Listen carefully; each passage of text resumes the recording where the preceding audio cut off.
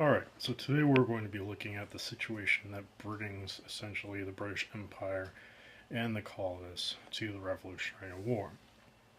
So certainly some of this will be a rehash of other videos, um, since much of what has happened is going to be rehashed here to bring about the idea of why the American colonists and the British Empire came to blows.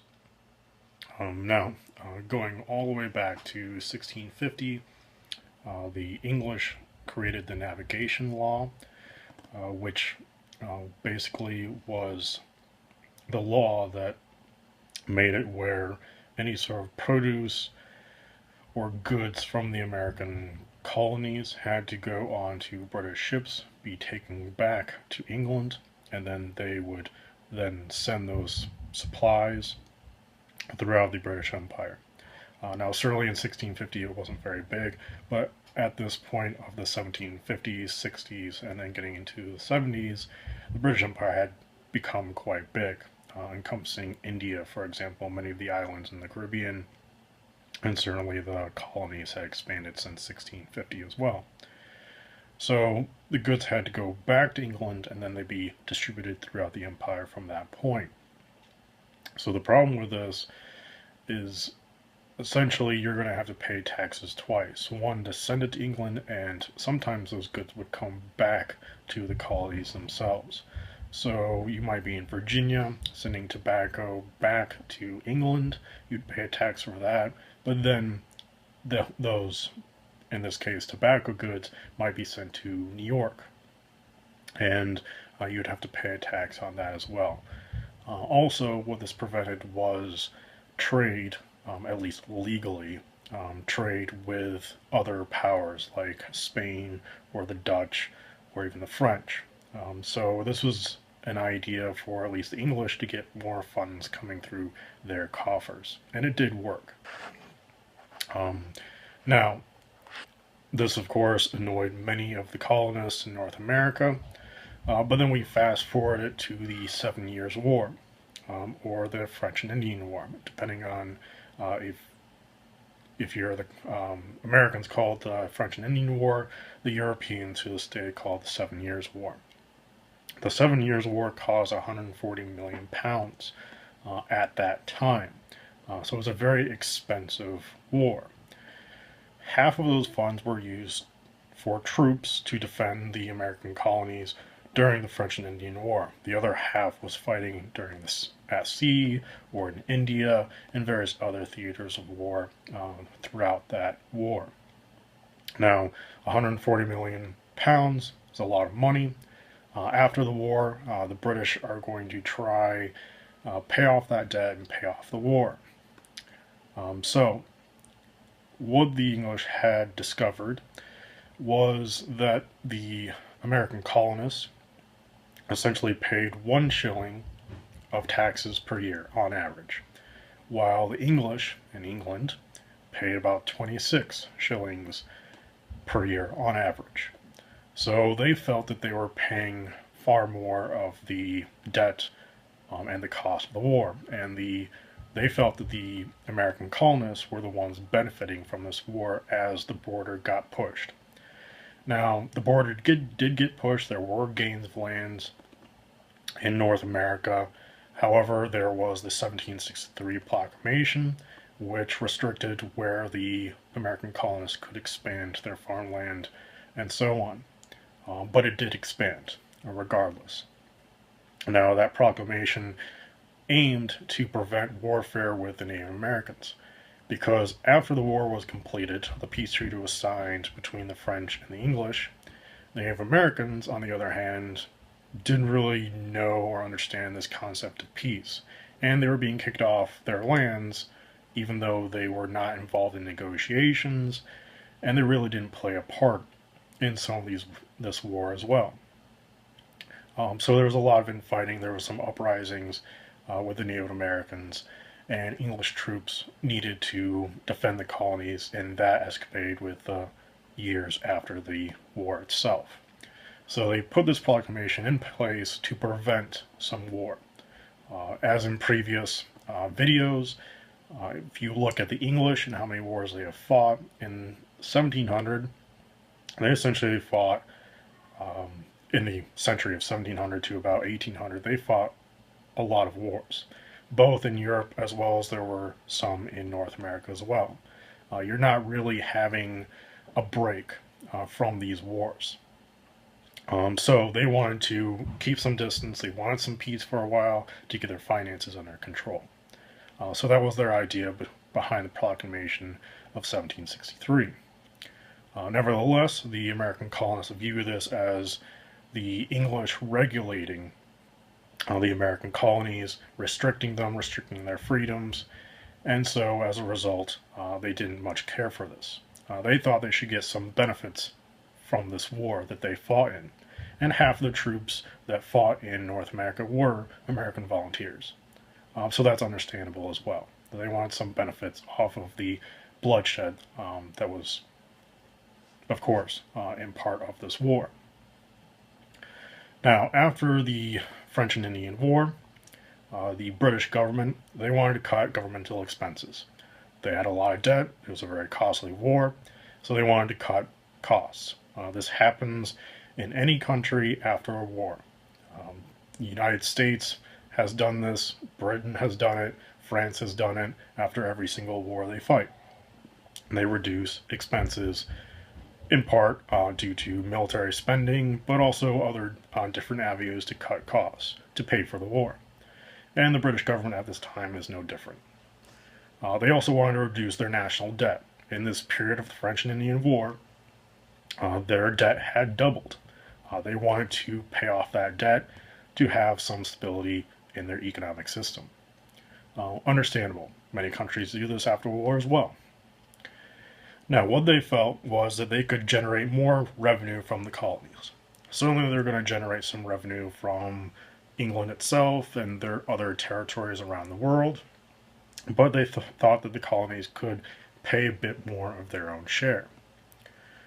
However, they still needed to station troops in North America to protect the colonists from the Native Americans, but also enforce the proclamation of 1763.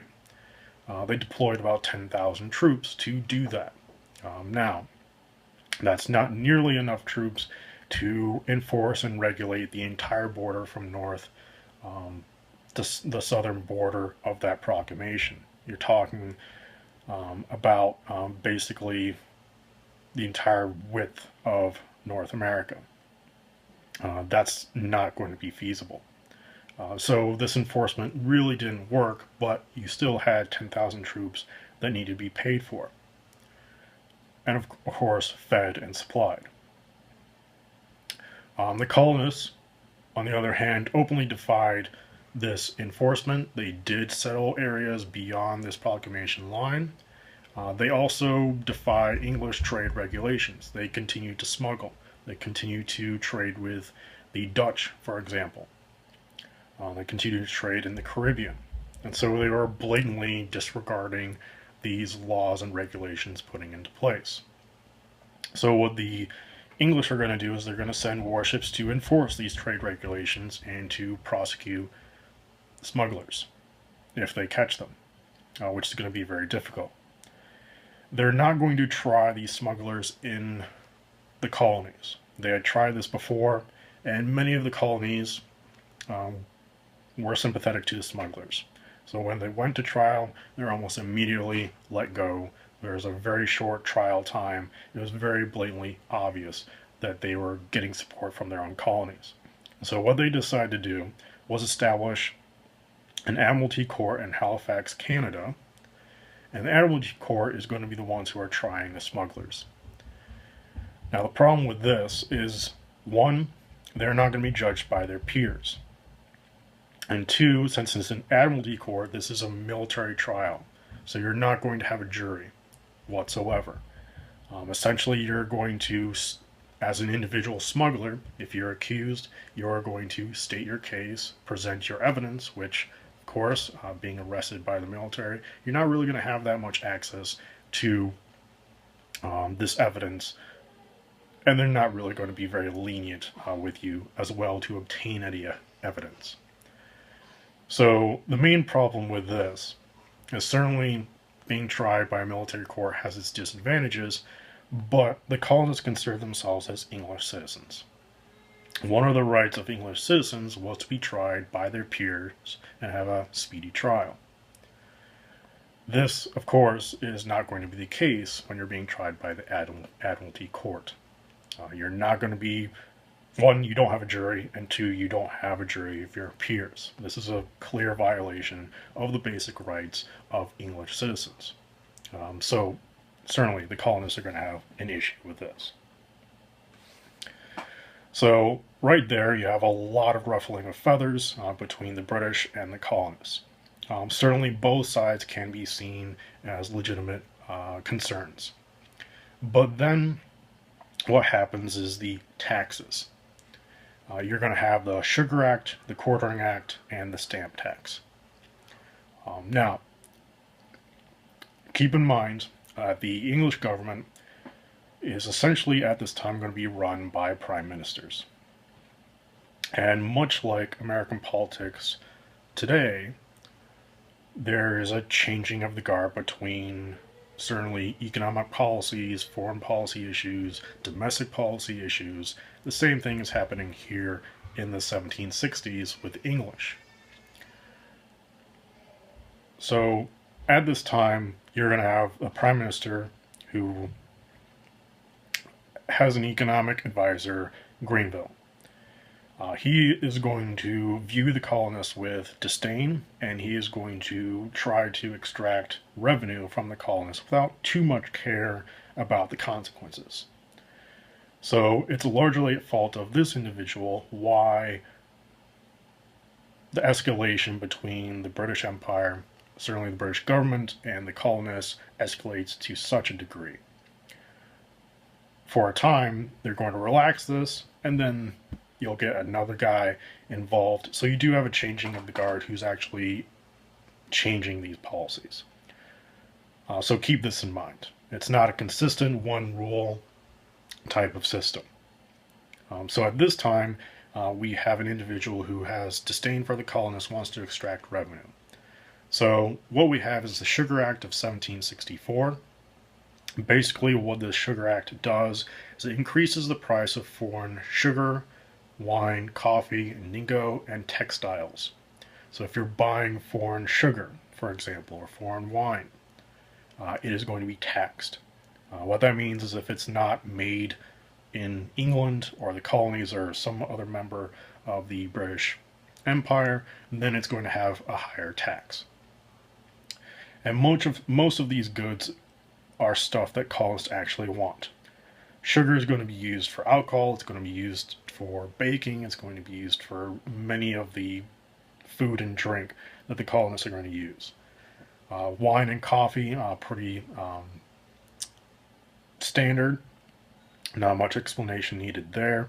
But you have textiles, basically clothing.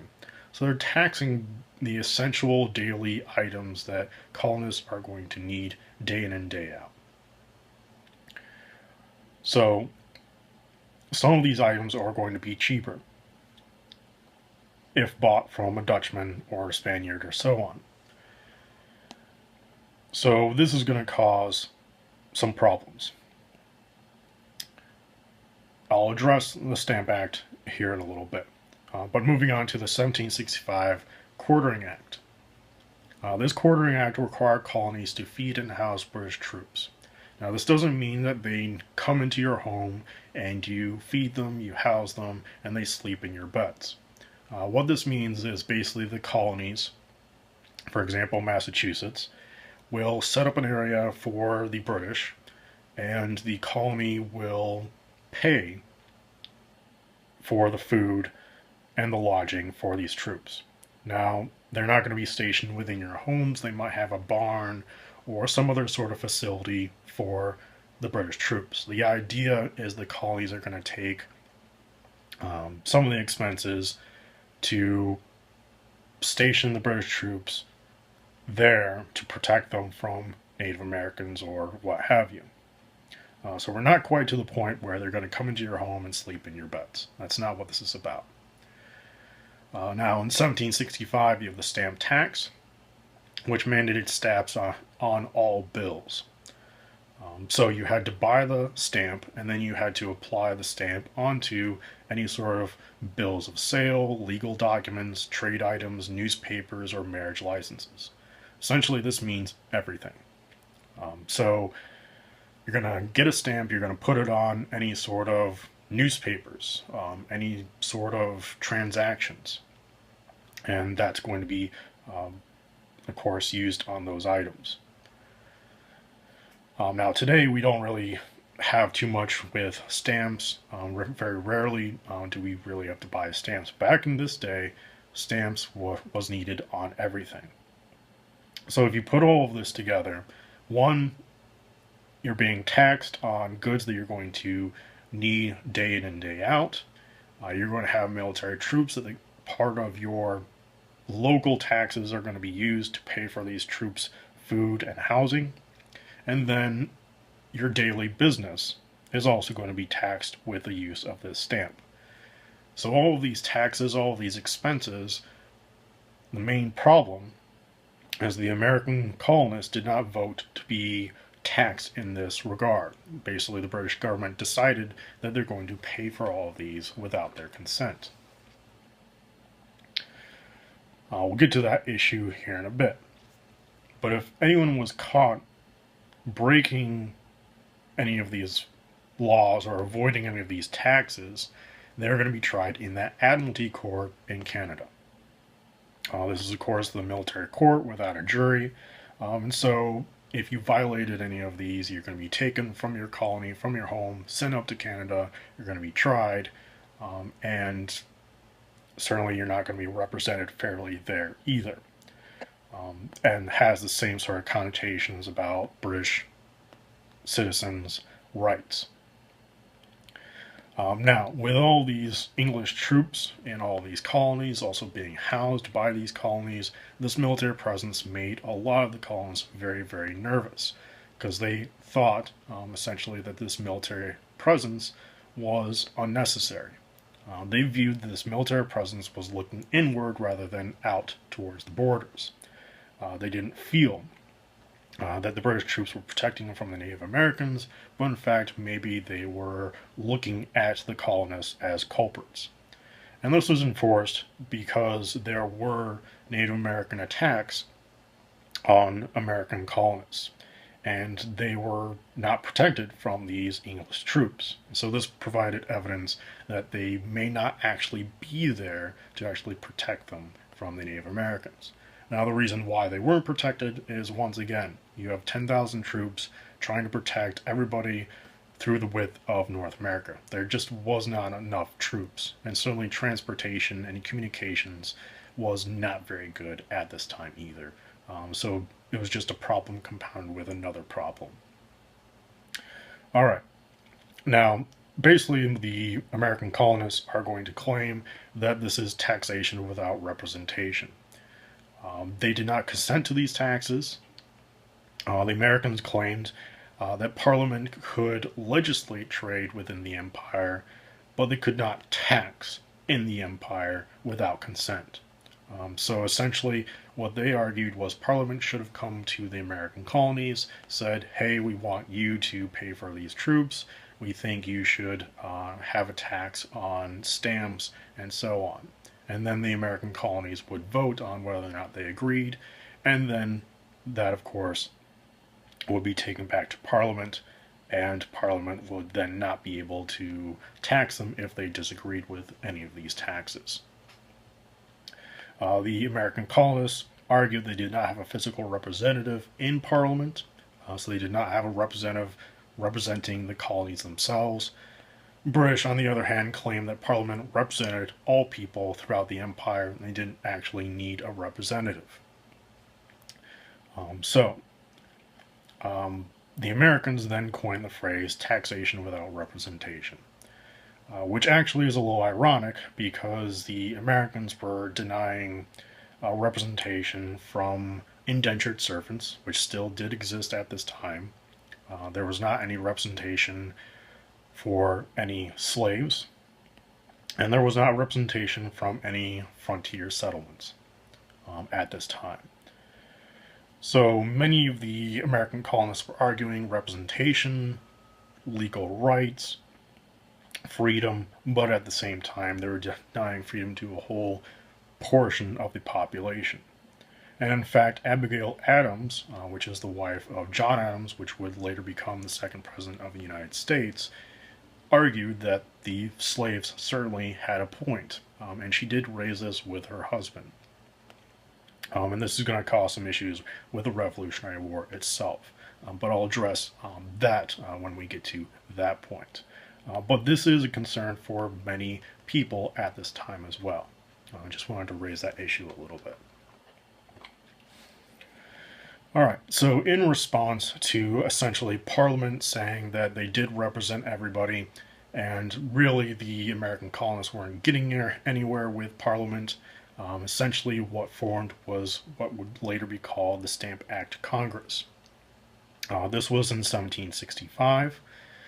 Congress is going to be representing, this Congress is going to be, of course, in North America among the colonies. 9 of the 13 colonies are going to come together and draft a statement of protest to the British Parliament, essentially stating they disagree with these, they disagree with basically the taxes and the acts, and they desire some representation in Parliament. Essentially, when it came to the English Parliament, they laughed at it and threw it away. It really didn't have any effect whatsoever. So after not really hearing back from Parliament, what the colonies decide to do is something called the Non-Importation Agreements. Basically, it's an agreement, and this is going to be among all 13 colonies, to boycott all British goods. What this did was, one, it united all 13 of the American colonies for the very first time. Additionally, what these colonies are going to do is not buy any goods made or would benefit the British Empire, which is a lot of goods. But in fact, the colonies could be relatively self-sustaining, and that's really how the colonies were brought about in the first place, which do benefit the American colonies. They can grow their own food, they can manufacture their own clothing, so they can get by.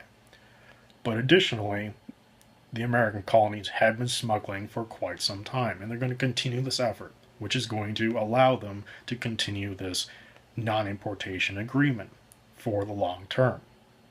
So you are going to get colonies producing food for themselves, smuggling goods to the Spanish territories, the Dutch territories, to trade for goods they would actually need, and it unites the American colonies all together.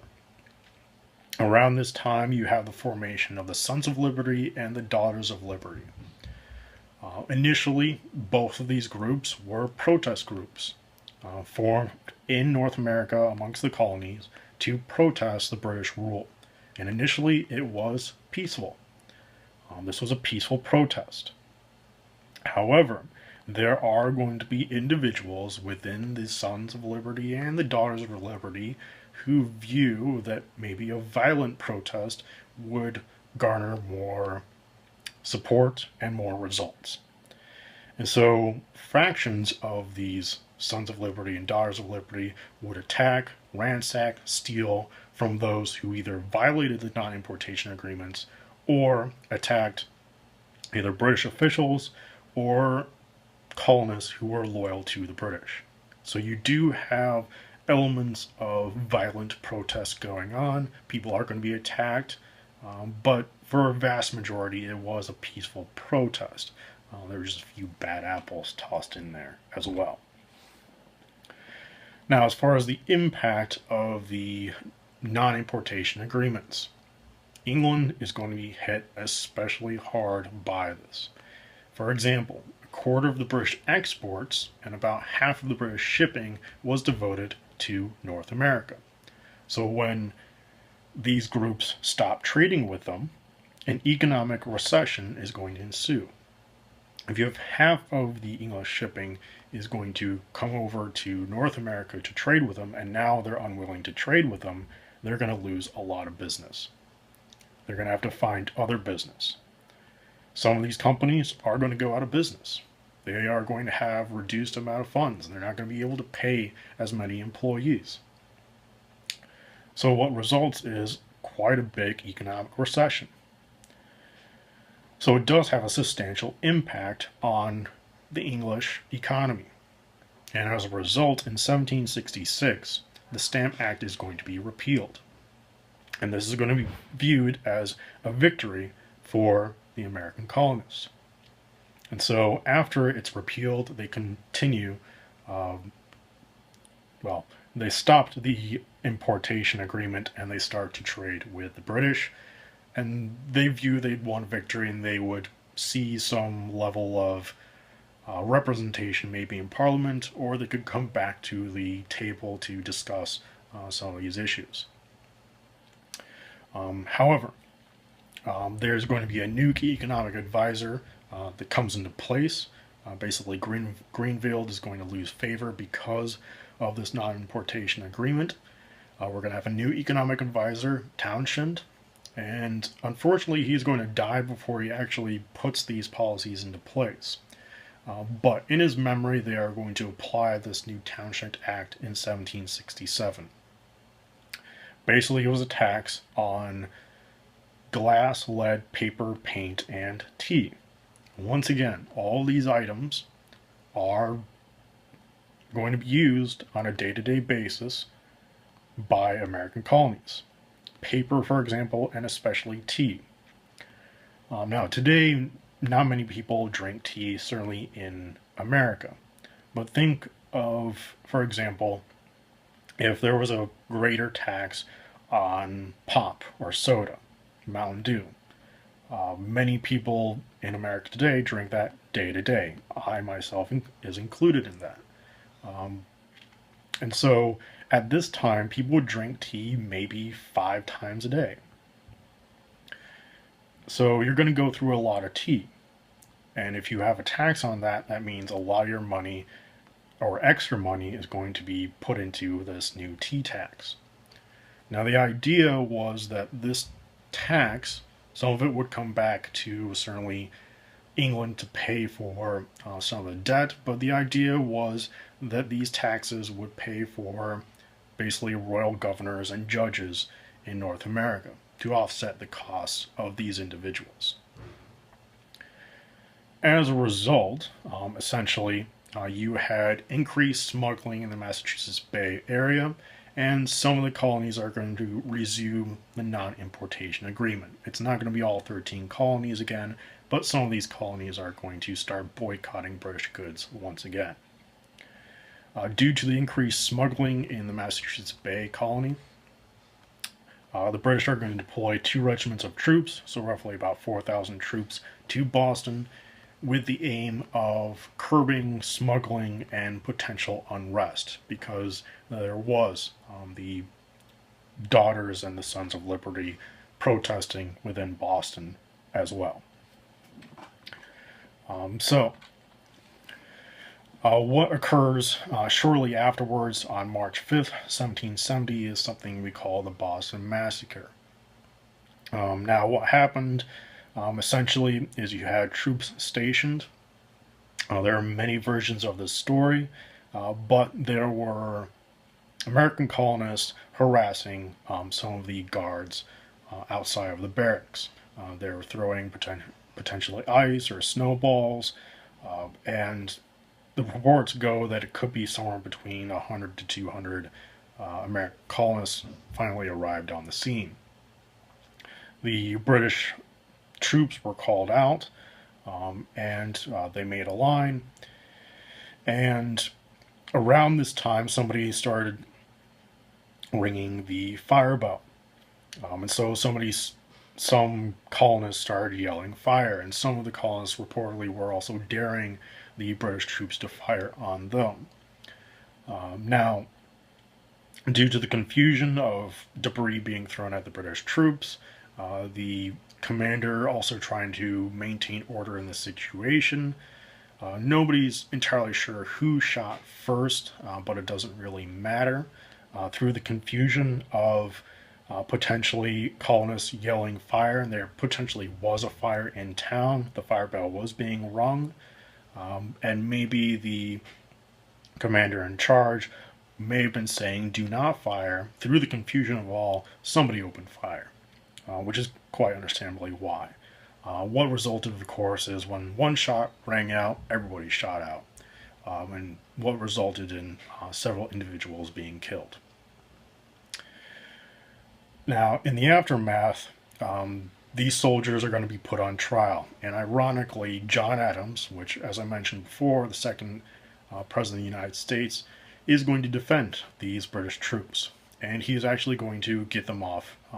They are going to be found not guilty. They're going to be sent back to England to just remove them from the situation completely. But in the end, this really doesn't help the situation between the American colonists and the British by any means.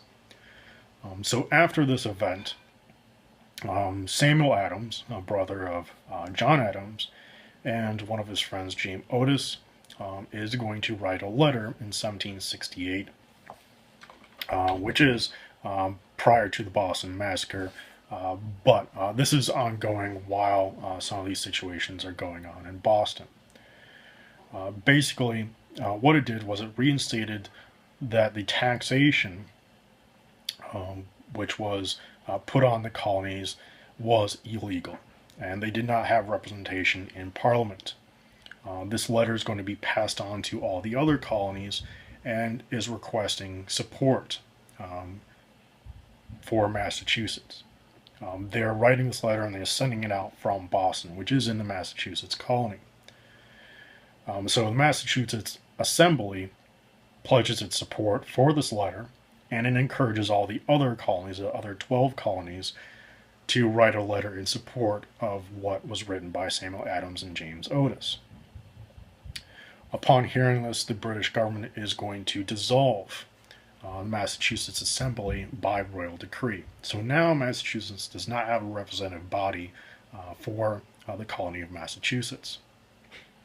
The British deploy troops to essentially ensure that there isn't any sort of rebellion going on.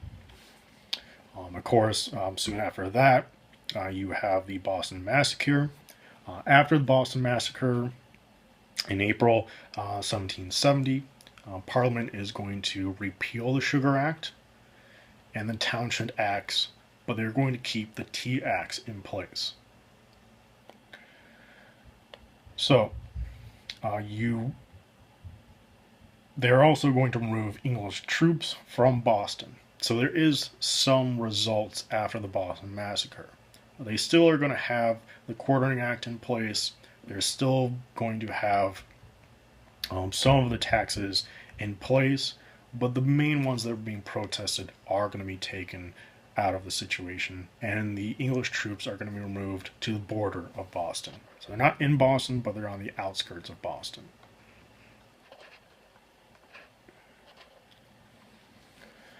Now, to give you an idea of the costs, the British military and their presence within North America cost about £170,000 per year.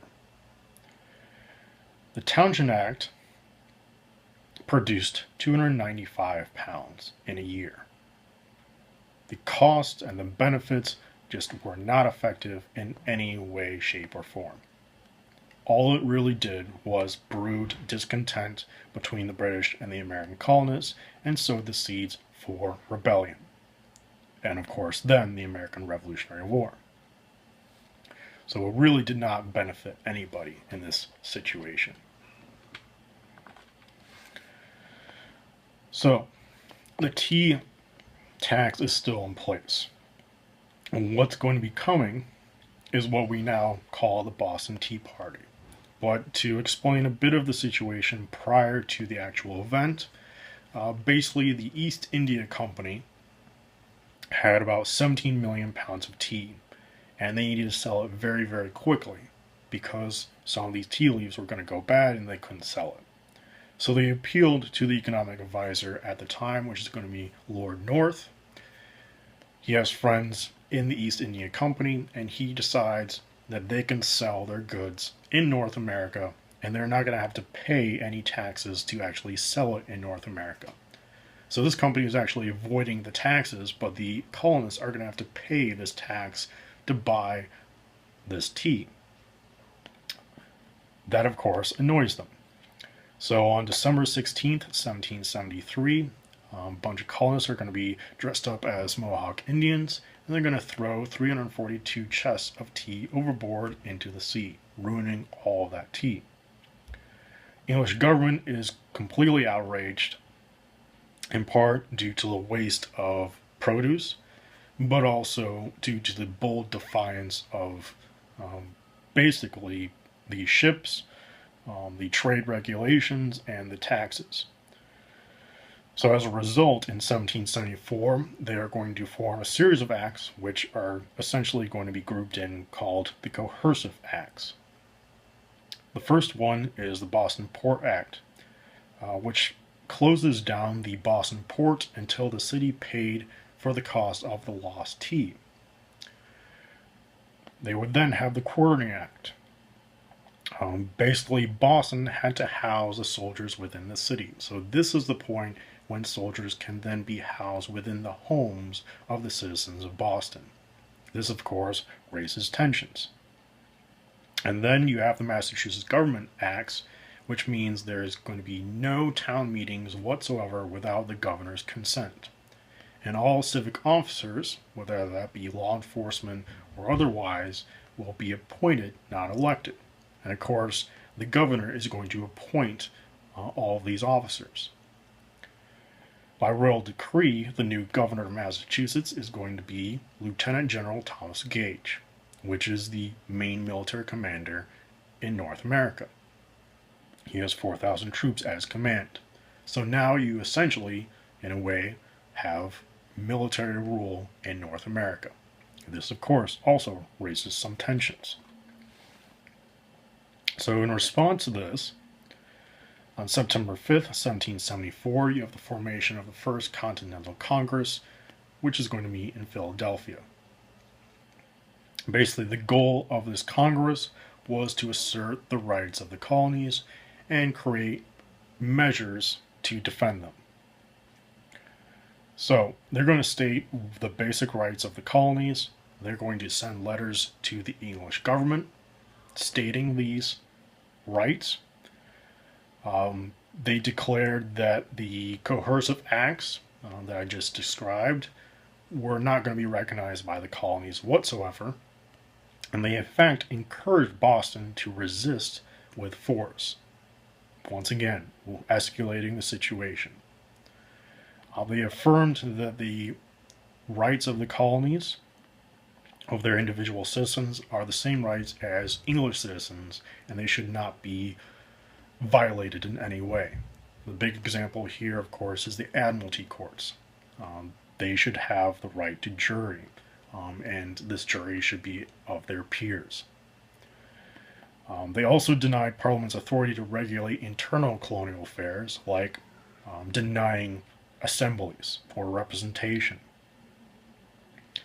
And they encouraged Parliament to meet with Colonial Assembly, and the Colonial Assembly would determine the need for British troops within each of these provinces. And then finally, they're going to boycott all imported English goods until, of course, these demands are met. So in a way, they're offering some leeway, some discussion, a conversation between the two groups, that maybe they can come to amends. And certainly at this point, they still believe that they could negotiate with the English. Of course, the big one being that their encouraging use of force does not help their case whatsoever. Upon hearing about this, Parliament is going to declare Massachusetts in a state of rebellion. It is not going to recognize the Continental Congress whatsoever. They consider it a rebel group. New England is not going to be allowed to trade with any nation outside of the empire whatsoever. And England is offering to all the other colonies to end any revenue generating taxes. So they would end the Stamp Act, they would end the sugar taxes, all these other taxes that have been talked about, if they paid a portion of the military defenses and a salary of royal governors. So, remove all the taxes if the colonies would pay for the military and the governors. However, all 13 colonies are going to refuse this. Alright, so finally, Patrick Henry, a very famous individual, which we'll get to more certainly with the formation of the United States, but he declares that war is going to be imminent. He has declared essentially that reconciliation between the American colonists and the British just isn't going to happen. In fact, the conflict is probably going to have to happen. Blood is going to be spilled for results to actually occur, for better or for worse. The English don't view the American colonists as a threat. They don't view them as soldiers. They don't think they have the stomach for war. And so they don't really think the American colonists are actually going to do it. And if they do it after the first battle, it'll be resolved. There is one individual who disagrees. General Gage, the new governor of Massachusetts, believes that if war does erupt, there's going to be a civil war. It's going to be a bloody war. It's going to be a mess. And it's not something he's encouraging. Unfortunately, nobody listens to him, which is typically the case. So then we arrive to Concord and Lexington. This is going to occur on April 18th, 1775. Essentially, word has reached the English troops that there are gunpowder stores hidden away at Concord and Lexington, and that their rebel leaders are also in the area. So there's a secret plan to move about 200 troops to secretly take over these gunpowder stores and arrest any individuals around them to figure out if they are part of the rebellion. American colonists get word of this. They send Paul Revere and William Dawes to warn the militia around Concord and Lexington. They both are able to warn the militia in Concord. However, on the trip to Lexington, Paul Revere is caught by a British patrol. William Dawes, on the other hand, is able to actually get to Lexington and warn the militia there. Part of the story you probably don't generally hear in grade school is how Paul Revere only got to one of those locations and was captured. He does escape, but he doesn't have the vastly successful ride that we typically celebrate as Americans. That story was made up in part to propaganda after this war. Now, as far as Lexington is concerned, this is going to be the first encounter of the Minutemen militia versus English troops. You have about 200 English troops against a small contingent of militia. The intention, at least, of the commander of this militia was a peaceful protest against the English coming in, searching the homes for gunpowder, and taking it. However, the English commander yells at them to get out of the way. A shot rings out. Nobody is entirely sure who shot first, or maybe it was a bystander on the side. However, the tensions were high. Once that shot rings out, very much like the Boston Massacre, the British troops open fire and then fix bayonets and charge at the militia. 8 American colonists are going to die, 10 are going to be wounded. The English troops are going to round up their men, get them back under control. After they're done with Lexington, they start moving on to Concord. Now, at Concord, some of the members who are at Lexington, militia members, are going to be there with that militia. Everyone knows that they opened fire, and so they're ready for a fight. And so they open fire on the British troops. The English troops start to retreat back to Boston, and the American colonists are going to fire at them the entire way back. And this starts essentially open warfare, and the American Revolution is going to begin. So I'll leave it there at that point, and in the next video, we'll talk about the American Revolutionary War.